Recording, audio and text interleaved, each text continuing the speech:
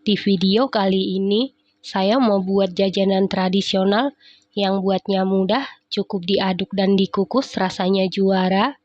Kalau mau tahu cara buatnya, tonton terus, ikutin terus videonya sampai selesai ya.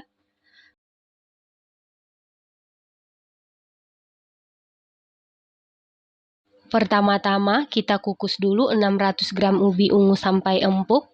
Berat ubi ungu setelah dikupas. Setelah 15 menit dikukus, ini ubi ungunya sudah empuk. Kemudian kita angkat. Selanjutnya masih dalam keadaan panas, langsung kita haluskan menggunakan food chopper ataupun blender. Lalu masukkan 315 gram gula pasir setara dengan 22 sendok makan. 185 gram tepung tapioka setara dengan 18,5 sendok makan. 100 gram tepung beras setara dengan 10 sendok makan. 700 ml santan kekentalan sedang, saya dapat dari 1 butir kelapa tua berukuran sedang. Kemudian kita haluskan sampai benar-benar halus dan lembut. Selain dihaluskan menggunakan food chopper ataupun blender, bisa kita haluskan secara manual menggunakan garpu ataupun sendok. Nah, ini adonannya sudah halus dan lembut.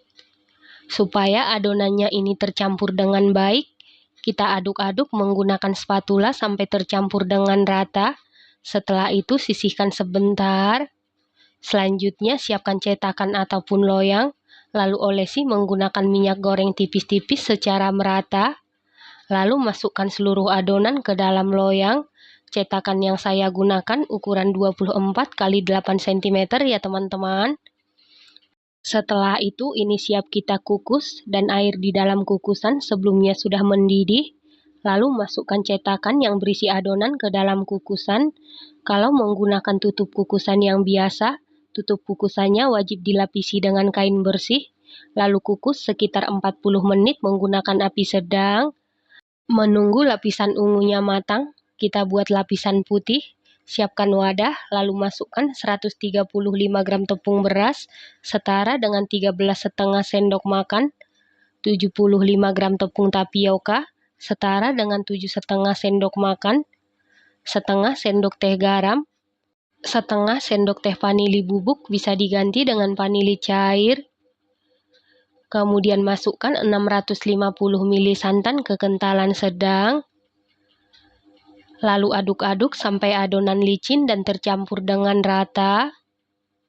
Setelah adonan licin dan tercampur rata seperti ini, kemudian ini siap kita kukus. Setelah 40 menit dikukus, ini lapisan ubi ungunya sudah matang dan set. Kemudian masukkan setengah bagian lapisan putih. Sebelum dikukus diaduk-aduk dulu supaya tidak ada tepung yang mengendap di dasar adonan. Lalu kukus sekitar 15 menit tetap menggunakan api sedang. Setelah 15 menit ini sudah set. Selanjutnya masukkan seluruh sisa adonan putih. Nah, untuk lapisan terakhir kita kukus sekitar 20 menit sampai matang.